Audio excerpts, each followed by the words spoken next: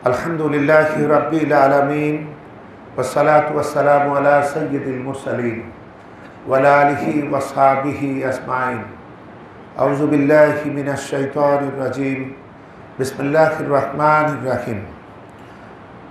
सम्मानित दिनदार ईमानदार मुसलमान भाइरा এবং আমার মায়েরা বোনেরা, আমরা আল্লাহ সুবহানাহু ওয়া তাআলার একান্ত অনুগ্রহের শুকরিয়া জানাই, যিনি প্রতি জুমাবারের মতো আজকেও আমাদেরকে তার পবিত্র ঘরে আসার তৌফিক দিলেন। এজন্য আমরা পড়ি আলহামদুলিল্লাহ। মোহাব্বতের সঙ্গে আমরা সবাই পড়ি আলহামদুলিল্লাহ। বিগত দিনে আমরা আমাদের সাধারণত নামাজে পঠিত সূরাগুলির নিয়ে আলোচনা করছিলাম। ইতিমধ্যে সূরা ফাতিহা এবং সূরাতুল আসর আমরা আলোচনা করতে সক্ষম হয়েছি। আপনারা যদি ইন্টারনেটে ইউটিউবে আমার নাম দিয়ে লেকচার ডাক্তার হুমায়ুন কবির দিয়ে সার্চ করেন, তাহলে আপনাদের এই মসজিদের এই প্রোগ্রাম যারা সময় মতো আসতে পেরেছিলেন না বা যাদের মনে নেই, তারা নতুনভাবে আবার শুনতে এবং দেখতে পাবেন। আল্লাহ পাক আমাদেরকে তৌফিক দিন, আমরা বলি আমিন। আজকে মূলত কথা বেশি, কিন্তু সময় অতখানি আমাদের অনুমোদন করবে না। কথা বেশি এজন্য যে মাত্র আর এই 23 তারিখেই লাইলাতুল মেরাজ, সুতরাং মেরাজ নিয়েও কিছু কথা বলতে হবে। পাশাপাশি আজকে আমরা সূরাতুল হুমাজা, কোরআনে কারীমের 104 নম্বর সূরা, এটা নিয়েও আলোচনা রাখতে চাই। যে কারণে আলোচনা বেশি কিন্তু সময় কম, তা আমি নির্ধারিত সময়ের মাঝেই যতখানি না বললে না, এই ততখানি নিয়েই আপনাদের সামনে আলোচনা রাখবো ইনশাআল্লাহ। এবং দেখুন, সূরাতুল হুমাজা এটা হচ্ছে সূরা আসরের পরের সূরা, 104 নম্বর সূরা। এই সূরাটি নবীজির মাক্কি জীবনের একেবারে প্রথম দিকে অবতীর্ণ হয়েছে। নবীজির এই প্রাথমিক স্তরে নবীজিকে এবং তার সাথীদেরকে লোকেরা তখনও আঘাত করে নাই, কিন্তু শারীরিক আঘাত করে নাই, কিন্তু মানসিক পীড়ন করত। নানা রকমের বদনাম, নিন্দা, মন্দ, অপপ্রচার করে সাহাবীদের মনকে ভারী করে ফেলতো তারা। কারণ এটাই যুগে যুগে হয়েছে যে ইসলামপন্থীদের বিরুদ্ধে অসৎ চরিত্রের নেতৃবৃন্দ চিরকালই অপবাদ, অপপ্রচার করেছে। এখানেও তার ব্যতিক্রম ছিল না। এই সূরাটির পূর্বে আরও কয়েকটি সূরা একেবারে পরপর নাজিল হয়েছে, অর্থাৎ 99 নম্বর সূরা, সূরা জিলজাল। এখান থেকে সূরা আদিয়াত, এরপরে সূরা কারিয়া, সূরা তাকাসুর, সূরাতুল আসর, এই যে পরপরই নাজিল হয়েছে, এবং এরপরই সূরাতুল হুমাজা। এই কয়েকখানা সূরা যদি আমরা পাশাপাশি রেখে চিন্তা করি, আমরা বুঝতে পারবো ওই সময় সেই জামানার অধপতিত মানুষগুলাকে তাদের নৈতিকতার সংশোধনে ইসলাম কিভাবে কাজ করেছে। তাদের আকীদা, বিশ্বাস, শিরকমুক্ত জীবন, এই দুনিয়ার জীবনে ভোগবিলাসিতায় লিপ্ত হলে হবে না, বরং আমাদের প্রতিটি কর্মের জবাবদিহি করতে হবে। এই কথাগুলি এই সূরা জিলজাল থেকে এই সূরাতুল আসর পর্যন্ত ইসলামের একেবারে প্রাথমিক স্তরে এই সূরাগুলির ভিতরে আলোচনা রাখা হয়েছে। যেমন সূরা জিলজালে বলা হচ্ছে যে তোমরা যৎসামান্য ভালো কাজ করলেও অথবা ন্যূনতম সামান্য অন্যায় করলেও সেটা তোমরা কিয়ামতে দেখতে পাবে।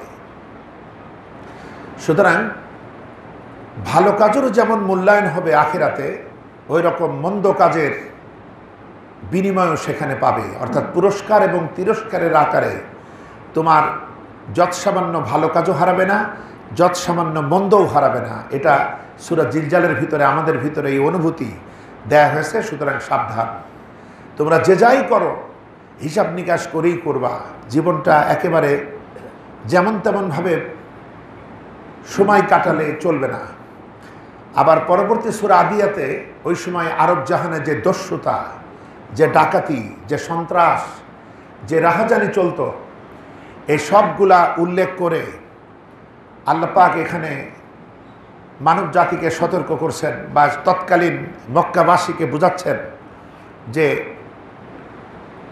যে এইগুলা মনে করো না যে পৃথিবী তোমাদেরই সব, তোমরা যা খুশি তাই করবে এবং এভাবেই তোমরা পার পাবে, তা নয়। বরং যে যতখানি ভালো কাজ করবে, যে যতখানি মন্দ করবা, এটা তোমাদের সামনে উপস্থাপন করা হবে। এমনকি নিয়ত সহকারেও, কে কোন নিয়তে ভালো করেছো। আমরা যেমন দুনিয়াতে একটা ভালো কাজ করে বড়াই করি অথবা লোকে মনে করে লোকটা অনেক ভালো কাজ করেছে, কিন্তু বিষয়গুলো নিয়তটা আসল। যে নিয়তটা যদি আল্লাহর সন্তুষ্টি অর্জনের জন্য না হয়, শুধুই ভালো কাজ, এর কোনো দাম নাই, সেটা ভালো কাজ হয় না। যদি সেই ভালো কাজটি আল্লাহর সন্তুষ্টির জন্য না হয়। আবার মন্দ থেকে ফিরে থাকবো, এটা লোক দেখানো ফিরে থাকা হলে হবে না, এটাও আল্লাহর ভয়তেই অন্যায় থেকে ফিরে থাকতে হবে। তো যখন বান্দাবান্দিরা ভালো কাজ ও আল্লাহর সন্তুষ্টির আশাই করে, তার মহব্বতে, তার ভয়তে, পাশাপাশি মন্দ থেকে ফিরে থাকে আল্লাহকে ভয় করেই, তখন সেইটাকে আসলে ভালো কাজ বলে। তো এই কথা উল্লেখ করে মানবতাকে বলা হয়েছে, সুতরাং মানসিক স্তরকে, তোমার নিয়তকেও সংশোধন করো এবং এই সমস্ত অন্যায় থেকে ফিরে থাকো। দুনিয়াতে বিচার না হলো একটা তোমার এই অপরাধেরই দাবি যে তোমার মতো নাফরমানদের জন্য আরেকটা সময় থাকা দরকার, যেই সময় তোমার বিচার হবে।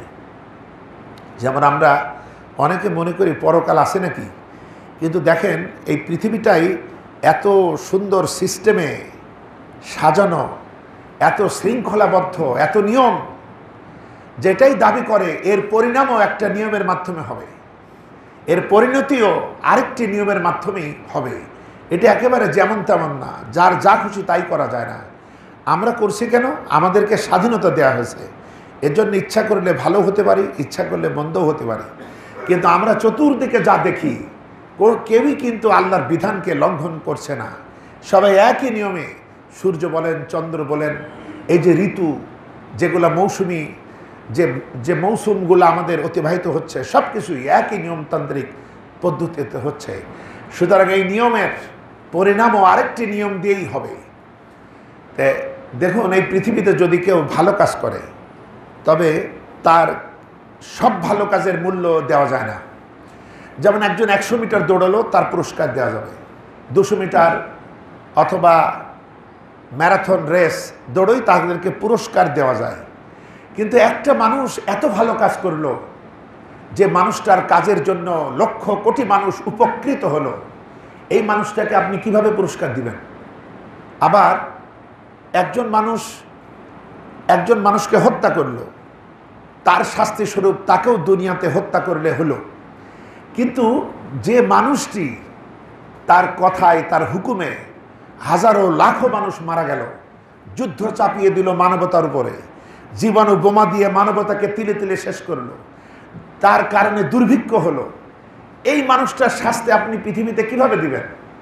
এটা দেওয়া সম্ভব না। এজন্য সাধারণ জ্ঞান, কমন সেন্স বলে যে এই মহা উপকারী মানুষটার পুরস্কারের জন্য অবশ্যই একটা অনন্তকাল থাকা দরকার, যেখানে তাকে অসীম ভালো কাজের অসীম পুরস্কার দেওয়া সম্ভব। আবার এই ধরনের সীমাহীন দুর্নীতি, অন্যায়, জুলুম, অবিচার যারা করে, এদের অবস্থা দেখেও বোঝা যায় যে এমন আরেকটা অনন্তকাল থাকা দরকার, যেখানে এদের এই অসীম পাপাচারের অসীম শাস্তি দেওয়া সম্ভব। ওইটিকে ইসলাম বলেছে আখেরাত, পরকাল। এটাও আমাদের কমন সেন্স, সাধারণ জ্ঞানের দাবি। নতুবা তো হলো না। এত সুন্দর শুরু হয়েছে যে পৃথিবী, এই বসন্তকাল, এই শীতকাল, এই বর্ষাকাল, এই গ্রীষ্মকাল, ক্রমধারা অবলম্বন কত সময় মতো এই ফল, এই ফুল, এই বাতাস, এই সৌন্দর্য, এই সুঘ্রাণ, এত কিছু এমনি শেষ হয়ে যাবে না, এগুলো এমনি দেয়া হয়নি। সুতরাং পরকাল আদালত আছে। সুতরাং তোমরা ক্ষমতার বলে, বাহু বলে যে সমস্ত অন্যায় অত্যাচার করছো, তোমাদের ছেড়ে দেওয়া হবে না, এর একটা হিসাব হবে। এগুলা সূরা আদিয়াতের ভিতরে বলা হয়েছে। সূরা কারিয়ার ভিতরে কিয়ামতের নকশা অঙ্কিত করা হয়েছে যে এই পৃথিবীর একটা সফল পরিণতি আছে, এটা ধ্বংস হয়ে যাবে এবং এরপরে তোমাদের এই সমস্ত কাজের বিনিময় সেখানে দেয়া হবে। এরপরে সূরা তাকাসুরে যারা সম্পদ লোভী, অর্থ লোভী, যারা দুনিয়ার জন্য তাদের জীবন যৌবন সব শেষ করলো শুধু বস্তুগত স্বার্থ কামায়ের জন্য, এটা নিয়েই তাদের ধ্যান জ্ঞান, এটা নিয়েই তাদের প্রতিযোগিতা, এদেরকে কঠোরভাবে সাবধান করা হয়েছে যে এটা করে তোমরা পার পাবে না, বরং এরও তোমাদের একটা হিসাব হবে। সেখানে তোমরা বুঝতে পারবে যে তোমাদের এই সমস্ত লোভের, এই হালাল হারাম যারা হিসাব নিকাশ না করে, যে দুনিয়া কা মজা লেলো দুনিয়া তো মারি হায়, যা আছে সবই আমার, শুকনো ভেজার প্রশ্ন নাই, এদের পরিণাম কি হবে, এদেরকে এইভাবে বলা হয়েছে। এবং এরপরে গিয়ে সূরা আসরে গিয়ে সাবধান করা হয়েছে যে মানবতার জীবন ব্যর্থ, সে তুমি একাই হও আর গোটা বিশ্ববাসী হোক, যদি তারা ওই চারটি কাজ না করে, সে একা হোক আর সংখ্যায় বেশি হোক বা পৃথিবীর সবাই হোক, সবই ধ্বংস হয়ে যাবে, এ ব্যাপারে কোনো পরোয়া করা হবে না।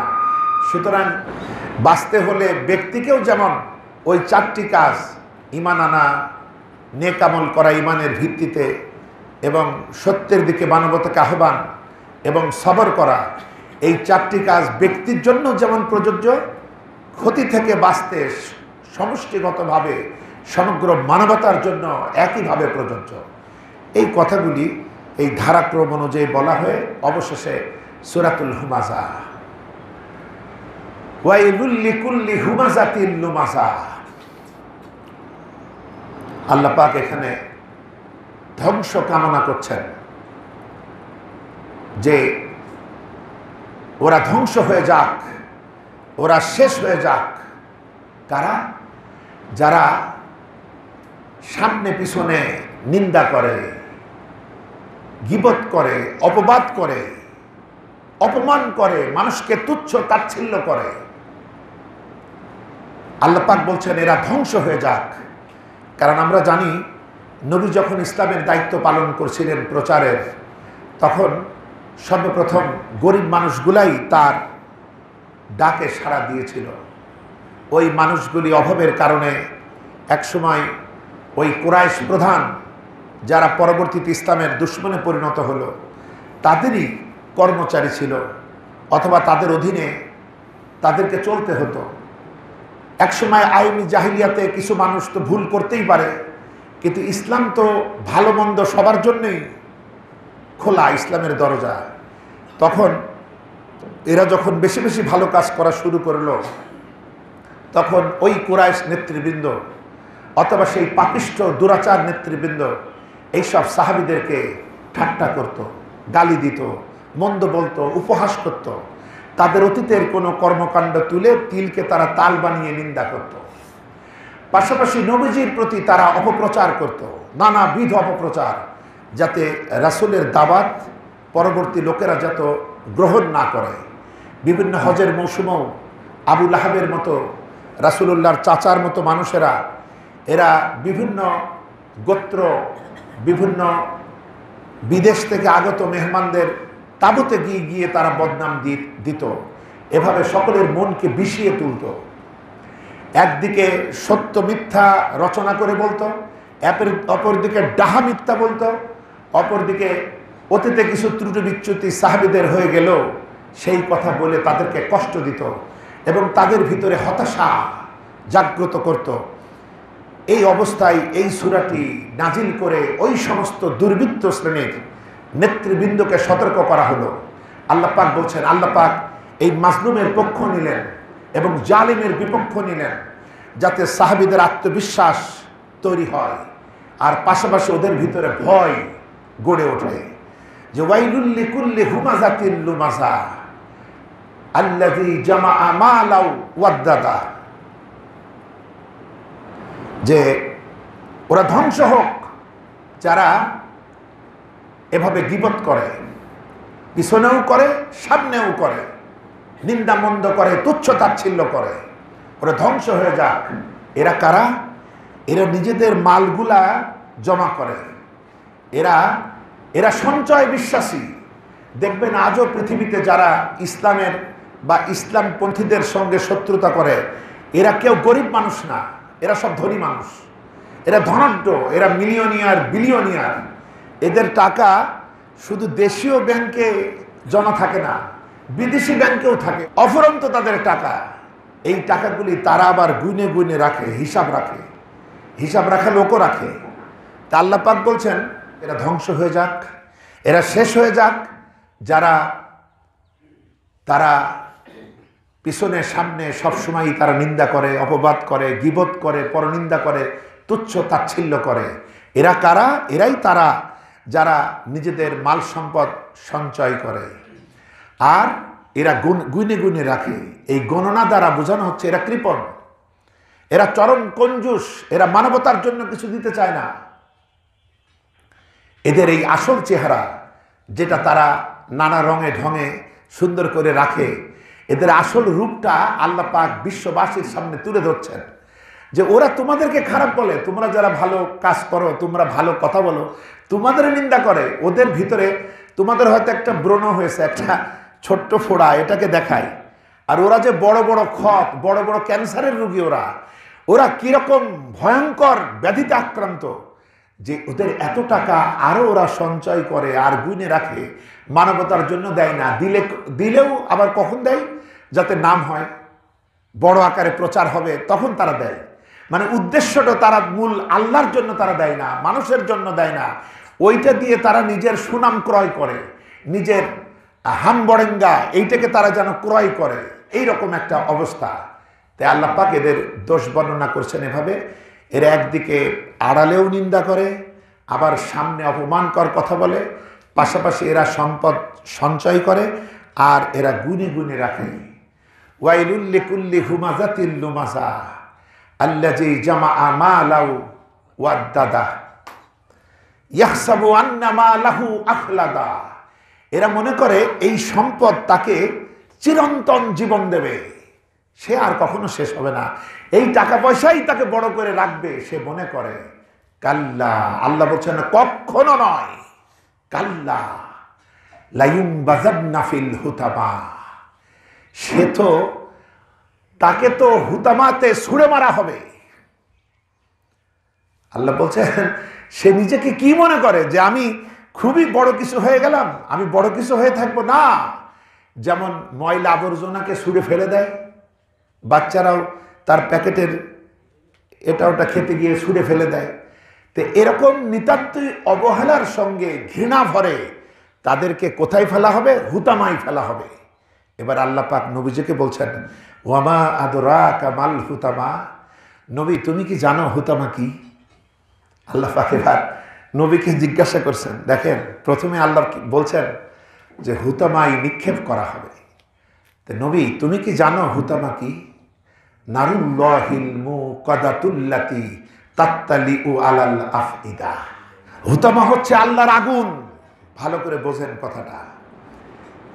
কোরআন শরীফে আল্লাহ পাক জাহান্নামের অনেক বর্ণনা করেছেন, কিন্তু কোথাও আল্লাহ পাক জাহান্নামের আগুনকে আমার আগুন, আল্লাহর আগুন এই কথা বলেননি। কিন্তু এই দুশ্চরিত্র নেতৃবৃন্দ যারা ইসলামের অগ্রযাত্রাকে বাধা দিচ্ছিল, এর সরল সহজ মানুষগুলার সমালোচনা করছিল, তাদের নামে মিথ্যা সত্য মিশিয়ে নানা রকমের গীবত, পরনিন্দা, অপবাদ দিচ্ছিল, এদের সমালোচনায় আল্লাহ পাক এই একটা মাত্র জায়গায় তাদের পরিণামের কথা বলতে গিয়ে আগুনটাকে আল্লাহ নিজের আগুন বলেছেন। তার মানে এটা তোমাদের ওই আগুন না, এটা নারুল্লাহ, আল্লাহর আগুন।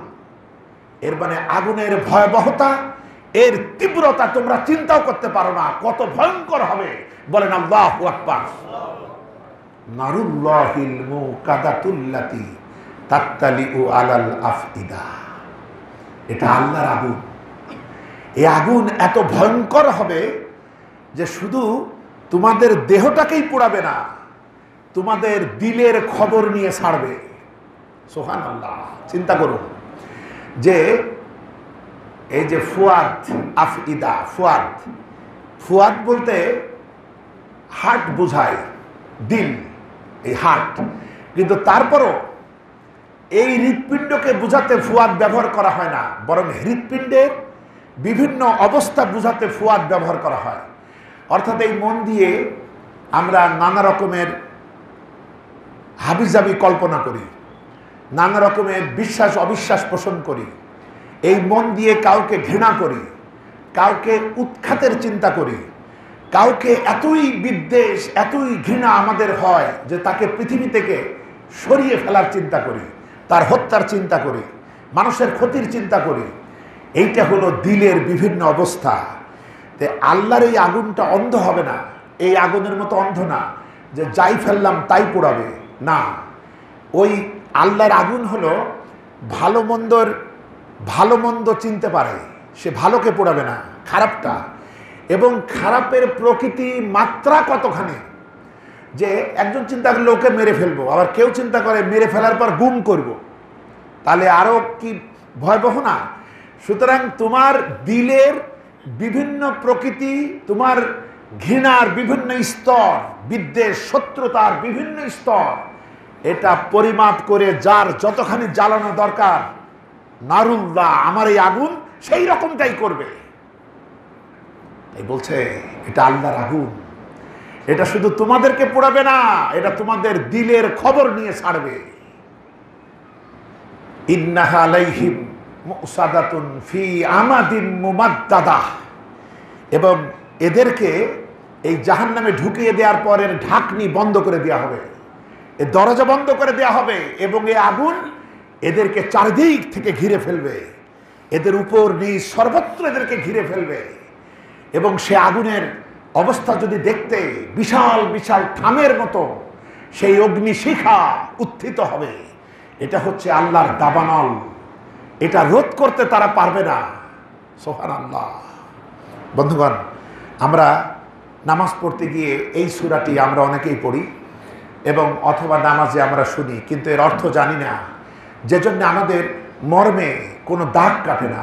আমাদের বুঝতে হবে এই ছোট ছোট সূরাগুলি। তাহলে এই সূরা থেকে কি বুঝলাম?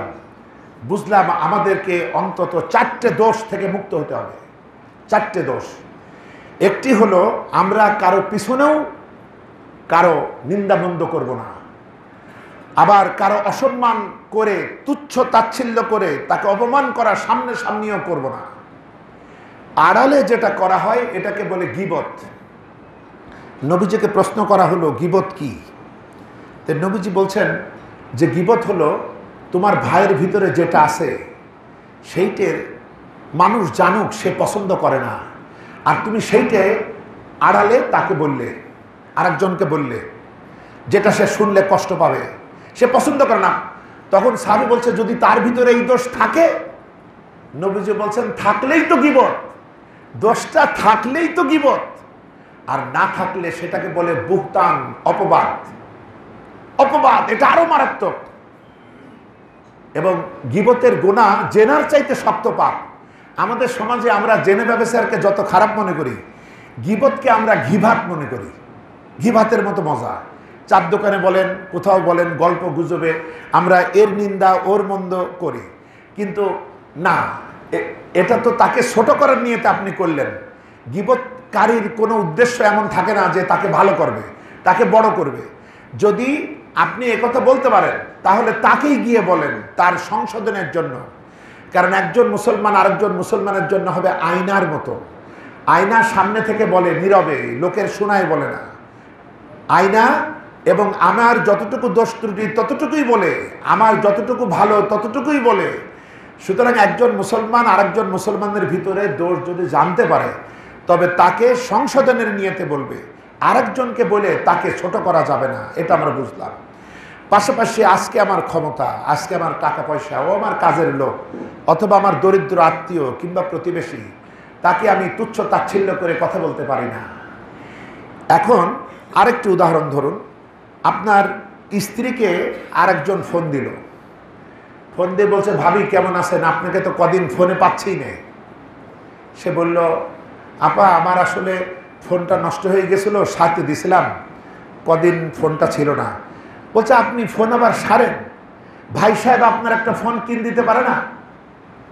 তখন বলছে না না এই ফোনটাই তো ভালো, একটু ডিস্টার্ব হয়েছে, এখানে কেনার কি আছে? বলছে না আমার উনি বাজারে যখনই নতুন মডেলের ফোন বেড়ায় সেটাই আমাকে কিনে দেয়।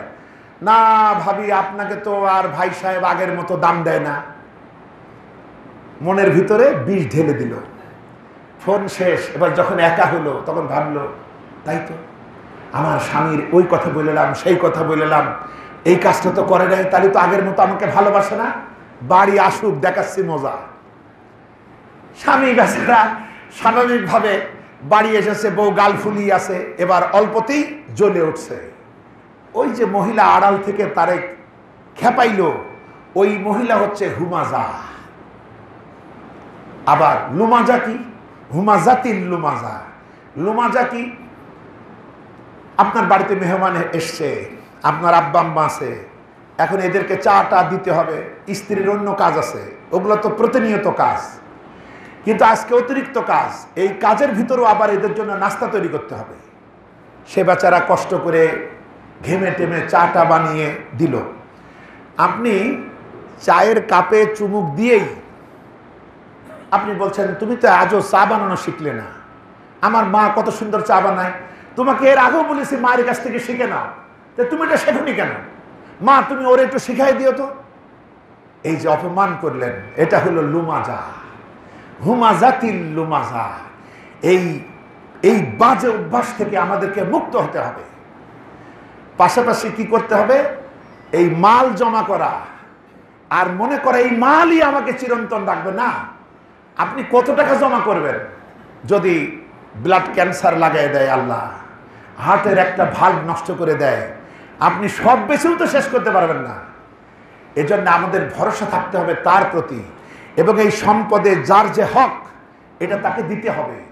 আর এই গুনে গুনে হিসাব রাখা, রাত্রে গুনে গুনে হিসাব রাখা, এত হইল আর কালকে আবার কত টাকা বেশি করে কামাবো, এই যে হিসাব, এর ভিতরে আমাদের কৃপণতা ফুটে ওঠে না। আপনি দেখেন না, সারা পৃথিবীতে সবাই দেয়, কে দেয় না?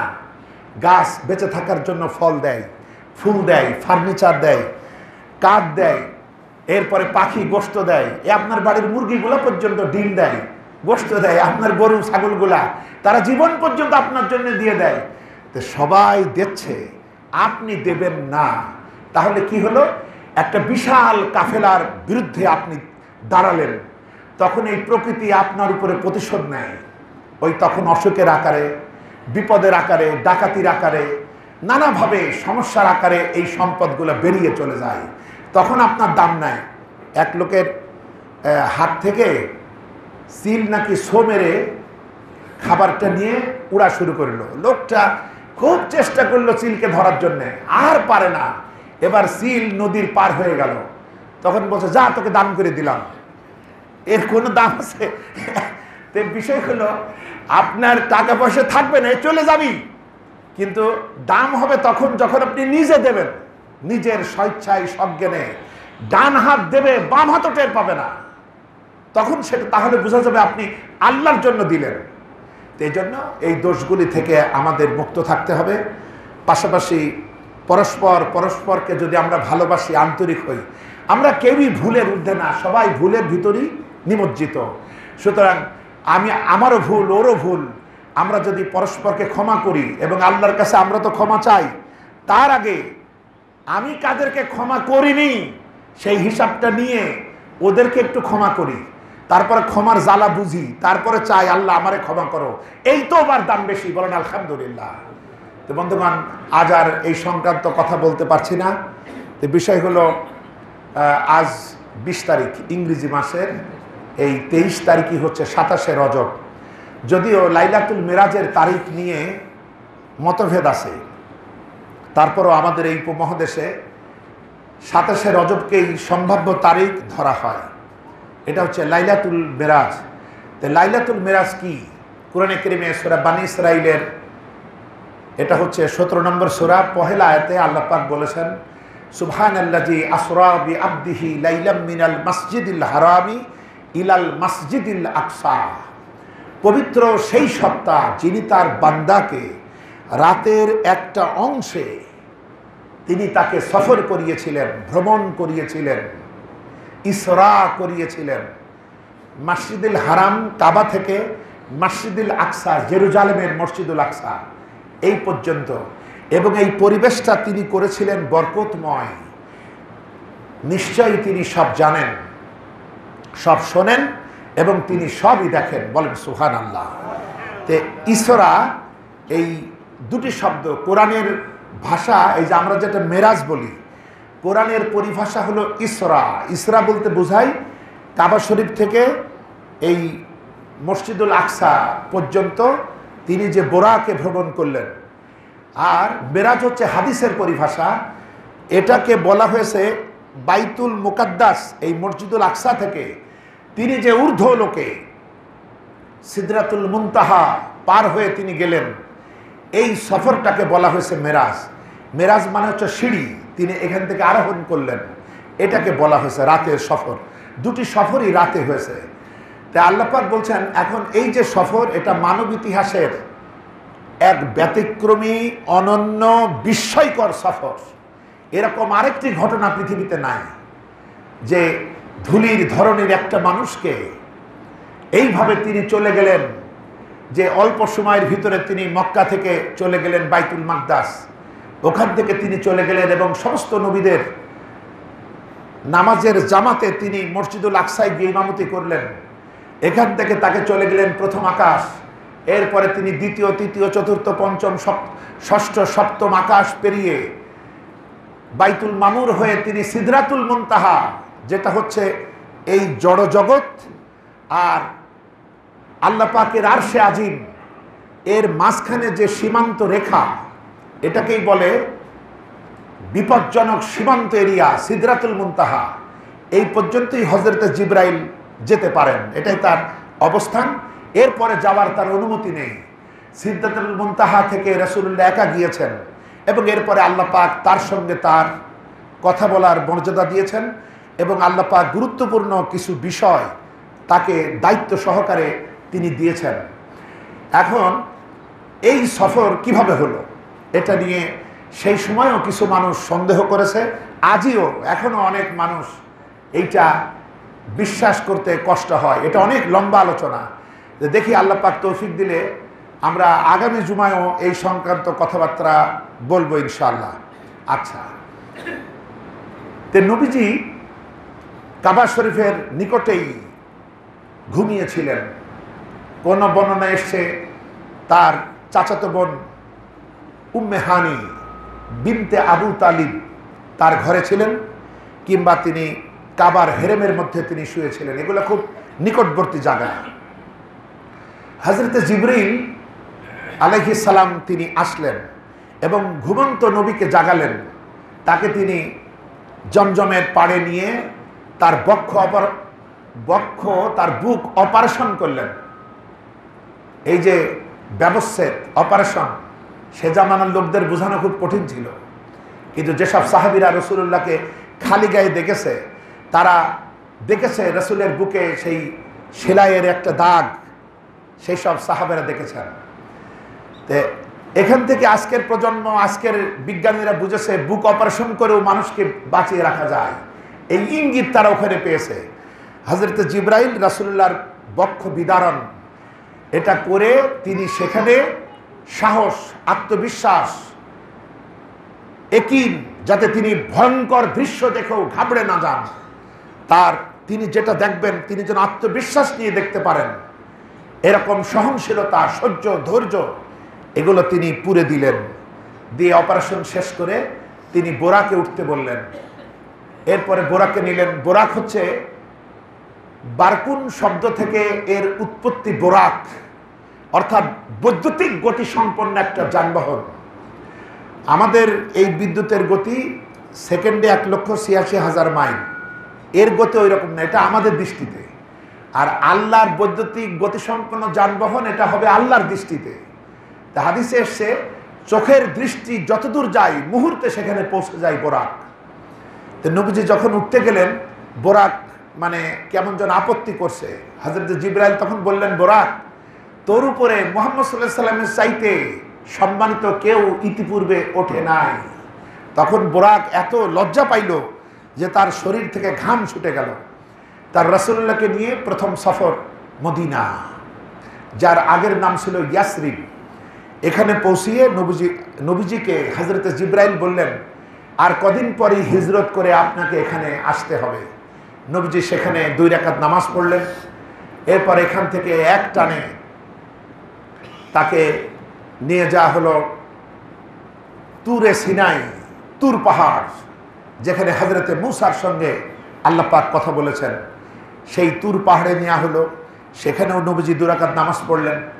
এরপরে এখান থেকে নিয়ে যাওয়া হলো বাইতুল লাহাম, বাইতুল লেহেম, যেটা হযরতে ঈসা আলাইহিস সালামের জন্মস্থান, সেখানেও নেওয়া হলো। এরপরে চতুর্থ মঞ্জিল, চতুর্থ স্টেশন ছিল বাইতুল মাকদাস। এখানে এসে বোরাককে বেঁধে ফেলা হলো এবং নবীজি এখানে হাইকলে সুলাইমানি এখানে ঢুকলেন। গিয়ে তিনি দেখলেন সেই প্রথম থেকে শুরু করে তার পূর্ব পর্যন্ত সমস্ত নবী রাসূল নামাজের জন্য অপেক্ষা করছে। সবাই চিন্তা করছে নামাজের ইমাম হবে কে। হযরতে জিবরাইল আলাইহিস সালাম নবীজির হাতটি ধরে ইমামতির আসনে দাঁড় করিয়ে দিলেন। নবীজি হয়ে গেলেন সাইয়্যিদুল মুরসালিন, সমস্ত নবীদের নেতা, বলেন সুবহানাল্লাহ। এবং সর্বকালের সকল মর্যাদায় তিনি সমাসীন হলেন। এবং যেসব নবীদের কাহিনী কোরআনে আছে, ঈসা আলাইহিস সালাম, মূসা আলাইহিস সালাম এবং রাসূলুল্লাহর পরবর্তী হিজরত যেখানে তিনি যাবেন, এগুলো তাকে দেখিয়ে ওই সমস্ত নবীদের আন্দোলন, তাদের মিশন, তাদের উম্মতের সঙ্গেও নবীজিকে জড়িয়ে ফেলা হলো এই সমস্ত কাজের মাধ্যমে, বলেন সুবহানাল্লাহ। এরপরে নবীজির সামনে দুধ, পানি এবং শরাবের পেয়ালা সামনে দেওয়া হলো। এখন মেহমানের এটা একটা নাস্তা। নবীজি স্বভাব সুলভভাবে, মানুষ তার প্রকৃতিগতভাবে জীবনের শুরুই হয় দুধ খেয়ে, তো নবীজি সেই দুধটুকুই পান করলেন। হযরতে জিবরিল আমিন খুশি হয়ে বললেন, আপনি আপনার স্বভাব প্রকৃতিকেই বেছে নিয়েছেন। এতে তিনি খুশি হলেন। যে জন্যে আমরা যদি জানি বুঝি আমাদের ইসলামটা আমাদের স্বভাব সম্মতই, আমাদের উপরে অতিরিক্ত কোনো দমন পীড়ন চালানো হয়নি, আমাদের জন্য সহজ করেই দেওয়া হয়েছে এই ইসলামটাকে। রাসূলুল্লাহ দুধের পাত্রই পান করলেন। এরপরে তাকে প্রথম আকাশে নেওয়া হলো। আকাশের প্রথম দরজা বন্ধ। ওপাশ থেকে বলা হলো কে? জবাব দিলেন হযরতে জিবরিল আমিন যে আমি জিবরাইল। তোমার সাথে উনি কে? তখন হযরতে জিবরাইল আলাইহিস সালাম বললেন উনি মুহাম্মদ সাল্লাল্লাহু আলাইহি ওয়াসাল্লাম। ওপাশ থেকে দ্বাররক্ষী প্রশ্ন করলেন তাকে কি আসার অনুমতি দেওয়া হয়েছে? তিনি বললেন হ্যাঁ। এরপরে দরজা খুলে গেল এবং তিনি প্রথম আকাশে দেখতে পেলেন এখানে আল্লাহর অনেক মর্যাদা সম্পন্ন রুহু, ফেরেশতা এবং অন্যান্য অনেক গুরুত্বপূর্ণ ব্যক্তিবর্গের সঙ্গে তার দেখা হলো। তার ভিতরে একজনের প্রতি তার চোখ নিবদ্ধ হলো, যেই মানুষটির চেহারায় কোনো খুঁত নাই, নিখুঁত। এটা যেন সৌন্দর্যের একটা পরিপূর্ণ নমুনা, মানবতার, মানুষের একটা পরিপূর্ণ নমুনা। নবীজি জানতে চাইলেন ইনি কে? তখন হযরতে জিবরাইল বলেন ইনি আপনার পিতা হযরতে আদম, তাকে সালাম করুন। তারপরে সালাম দিলেন, পরিচয় হলো হযরতে আদম আলাইহিস সালাম রাসূলুল্লাহ, তার সকল সন্তানের ভিতরে এই সন্তানই সর্বোত্তম। হযরতে আদম আলাইহিস সালামও তার প্রতি স্নেহ দেখালেন এবং নবীজি খেয়াল করলেন আদম আলাইহিস সালাম যখন ডান দিকে তাকান তখন খুশি হন, বাম দিকে তাকালে তিনি ব্যথা পান, কাঁদেন। তিনি হযরতে জিবরাইলকে প্রশ্নের মাধ্যমে জানতে পারলেন আদম আলাইহিস সালামের ডান দিকে রয়েছে তার ভালো সন্তানদের রূহ। তিনি যখন ভালো সন্তানদের দিকে তাকান তার মনটা আনন্দে আবেগে আপ্লুত হয়। তিনি যখন মন্দ খারাপ সন্তানদের রূহের দিকে তাকান তিনি কষ্ট পান, কারণ তিনি তো পিতা, এটা তিনি জানলেন। এরপরে নবীজিকে এখান থেকেও আরো কিছু দেখার সুযোগ দেয়া হলো, কারণ সূরা বানী ইসরাঈলের যে আয়াতে কারিমা পড়েছি ওখানে আল্লাহ পাক ইসরার কারণ বর্ণনা করেছেন। নবীজিকে মেরাজ কেন করানো হলো? আল্লাহ পাক বলছেন লিনুরিয়াহু মিন আয়াতিনা, আমি তাকে আমার কিছু আয়াত, আমার কিছু নিদর্শন তাকে দেখাতে চাই। কারণ পৃথিবীতে আমরা যত কথা বলি আমরা কিন্তু শুনে বলি, কিন্তু নবীজিরাও যদি শুধু শুনে বলেন তাহলে ঈমান তত মজবুত হতে পারে না। এজন্য নবীরা যেটা বলেন তাদেরকে চোখে দেখানো হয়, তারা যেটা বলেন এটা চোখে দেখা কথা তারা বলেন সুবহানাল্লাহ। এজন্য ঈমানের এই রহস্যজনক বিষয়গুলি নবীজিকে চোখে দেখানো হয়েছে। এই রকমের সংক্ষিপ্ত আকারে যে নবীর যতটুকু দায়িত্ব তাদেরকে ততখানি এরকম পর্যবেক্ষণের সুযোগ দেওয়া হয়। যেমন হযরত ইব্রাহিমকেও সৃষ্টির রহস্য, মৃতকে কিভাবে জীবিত করে, এটা ইব্রাহিম আলাইহিস সালামের সামনে আল্লাহ তুলে ধরেছেন। আবার তুর পাহাড়ে হযরত মূসাকে আল্লাহ পাক, তার সঙ্গে তুর পাহাড়ে আল্লাহর মেরাজ হয়েছে। এইভাবে বিভিন্ন নবীকে বিভিন্ন পর্যবেক্ষণ দেখানো হয়। নবীজি মুহাম্মদুর রাসূলুল্লাহ সাল্লাল্লাহু আলাইহি ওয়াসাল্লাম, তিনি যেহেতু সর্বকালের সর্বোত্তম ব্যক্তি, মহানবী, সমস্ত নবীদের নবী, সুতরাং তার এরিয়া হলো আল্লাহর সৃষ্টি জাহান পর্যন্ত। শুধু তিনি মানুষের জন্য নবী রাসূল নন, তিনি মানব দানব সমস্ত সৃষ্টিকুলের জন্য তিনি নবী, তিনি রাসূল। যে কারণে আল্লাহ পাক তাকে সর্বত্র যতখানি তার এরিয়া ততখানি তিনি নবীকে পর্যবেক্ষণ করিয়েছেন, যাতে তার অভিজ্ঞতা, তার প্রজ্ঞা এতখানি চোখে দেখার মতো হয়। আমরা বলি সুবহানাল্লাহ। তো বন্ধুগণ, আমি আর একটু সময় নিই, সংক্ষেপে বলে দিই কথাগুলি। সেটা হচ্ছে, এরপরে নবীজিকে বেশ কিছু দৃশ্য দেখানো হয়, যেই দৃশ্যগুলি আমাদের জীবনের সাথে সম্পর্কিত। যেমন তিনি এক জায়গায় দেখতে পেলেন কিছু লোক ফসল লাগাচ্ছে, ফসল লাগানো মাত্রই ফসল হচ্ছে, লোকেরা দ্রুত ফসলগুলো কেটে নিচ্ছে, আবার পরক্ষণই আবার আগের মতোই ফসল জন্মে যাচ্ছে, এত বরকত। নবীজি তখন বলছেন, এরা কারা? হযরত জিবরাইল বলছেন, এরা আল্লাহর পথের মুজাহিদ, যারা আল্লাহর পথে জিহাদ করে, সংগ্রাম করে, তাদের আমলগুলি আল্লাহ এত বরকতের মতো করে দেন। বলেন সুবহানাল্লাহ। এরপরে নবীজি দেখতে পেলেন কিছু লোক মাথা তুললেই মাথায় পাথর মেরে মাথা থেতলে ফেলা হচ্ছে। এরা কারা? বলছে, এরা তারা যাদের অলসতা, যাদেরকে বিছান থেকে নামাজের দিকে উঠতে দিত না। নামাজের সময় হলো আমরা শুয়ে থাকি, আমরা অলসতা করি, এই জন্য এদের মাথা এইভাবে গুঁড়া করা হচ্ছে। আল্লাহ আমাদেরকে রক্ষা করুন, আমরা বলি আমিন।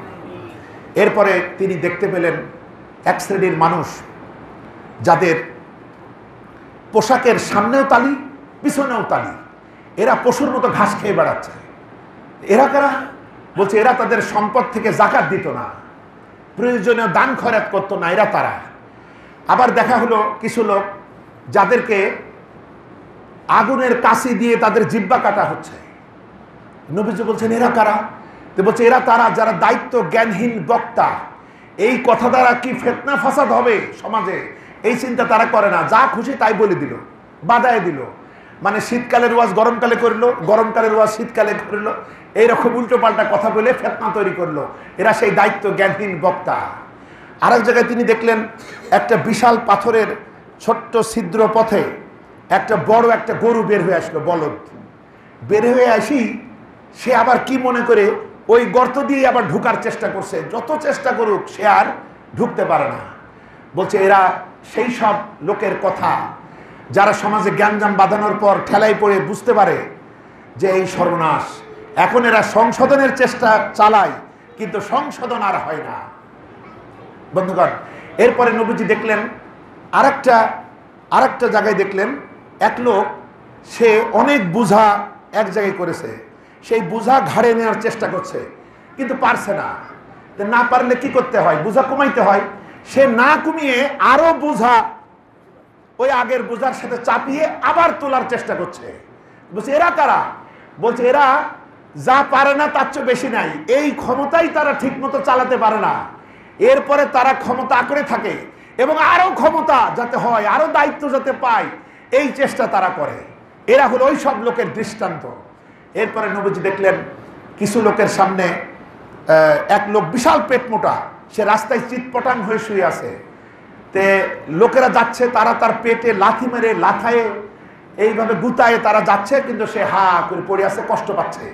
আর তার পেট ভরা সাপ, অসংখ্য সাপ কিলবিল করছে। নবীজি বলছেন, এটা বলছে সুদখোর, সুদ যেমন বাড়তো এর পেটে ওইরকম বাড়ছে এবং এর ভিতরে সে এইসব অবস্থা হচ্ছে। এরপরে তিনি দেখলেন আরেক জায়গায় গিয়ে যে এক লোকের মুখের ঠোঁট উটের মতো মোটা এবং সে আগুন খাচ্ছে। একে বলছে, এ হলো এতিমের মাল ভক্ষণ করতে অন্যায়ভাবে।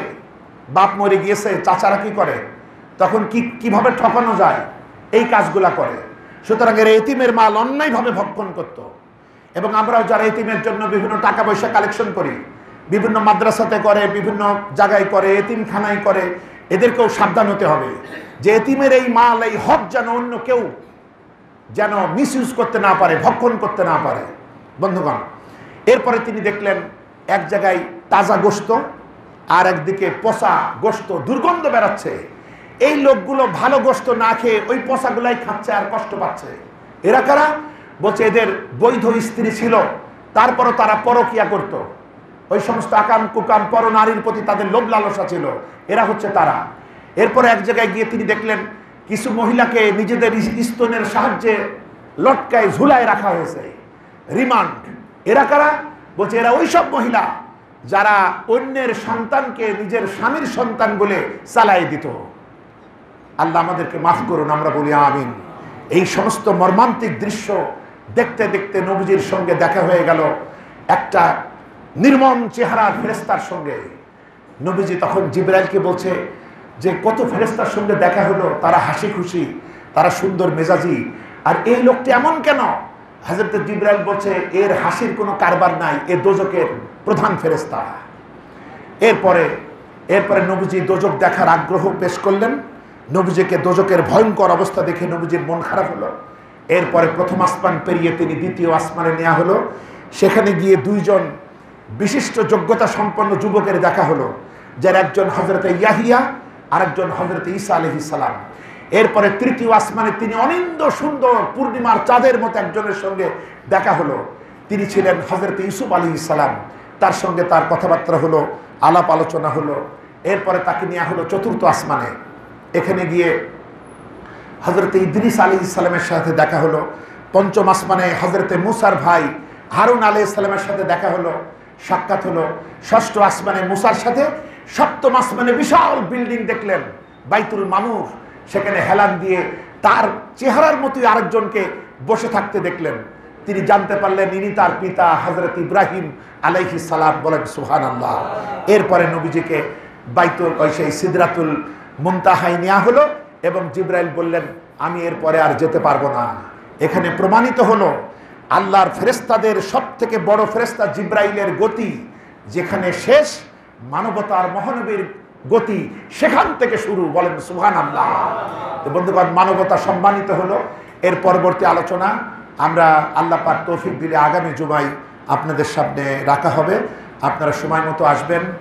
আর যারা কথাগুলি বুঝতে পারেননি, শুনতে পারেননি, তারা পুনরায় শোনার জন্য ইন্টারনেটে সার্চ দিবেন লেকচার ডাক্তার হুমায়ুন কবির। তাহলে আপনাদের এই মসজিদের আলোচনাগুলি ধারাবাহিকভাবে আপনারা পাবেন। মসজিদে বাথরুম ব্যবহার হোক অথবা অজুর সময় আপনারা হাত পরিষ্কার করে ধোয়ার জন্য সাবানের ব্যবস্থা হয়েছে, আলহামদুলিল্লাহ। তবে আমরা মনে রাখি যে আমরা করোনার ভয়েতে কিছু ইহুদি কোম্পানিদের ব্যবসা করাচ্ছি কিনা। তাই আপনারা মনে রাখবেন সাবানের চাইতে মাটি উত্তম। যদি মাটির চাইতে মাটি ওই পুকুরের আইটের জীবাণু সাবান শেষ করতে পারে না, মাটি পারে। এটা বিজ্ঞান পরীক্ষা করেছে। এবং মাটি সব খাইতে পারে, মাটি সব শেষ করে দেয় মাটি। আর একটা কথা বলি, এই যে শ্যাম্পু ব্যবহার আমরা করি, আপনারা মনে রাখবেন সরিষার খোল, এই খোল শ্যাম্পু শুধু না, এই খোল শ্যাম্পু, কন্ডিশনার এবং অ্যান্টিসেপটিক জীবাণু দূর করে। আপনারা যদি খোল সংগ্রহ করে একটু ভিজায় রেখে মাথায় দিয়ে দেখেন, আপনারা গায়েও মাখতে পারবেন। দেখবেন গায়ে কোনো ডিওডোরেন্ট, যেটা এই যে বগলের দুর্গন্ধের জন্য এখনকার শিক্ষিত লোকেরা আমরা ব্যবহার করি দুর্গন্ধ হয় বলে, এই ডিওডোরেন্টও লাগবে না যদি আপনি ওই খোল মাখেন। সুতরাং আমাদেরকে আবার শিকড়ের দিকে এগোতে হবে। যখন এইরকম অভিশাপ, সভ্যতার অভিশাপ আমাদেরকে শেষ করে ফেলছে, আমরা তখন আবার আমাদের মাটির সাথে সম্পর্ক গড়ি। এটাই হবে সবচেয়ে সর্বোত্তম। আল্লাহ আমাদের প্রতি রহম করুন, আমরা বলি আমিন। আসসালামু আলাইকুম ওয়া রাহমাতুল্লাহি ওয়া বারাকাতুহু।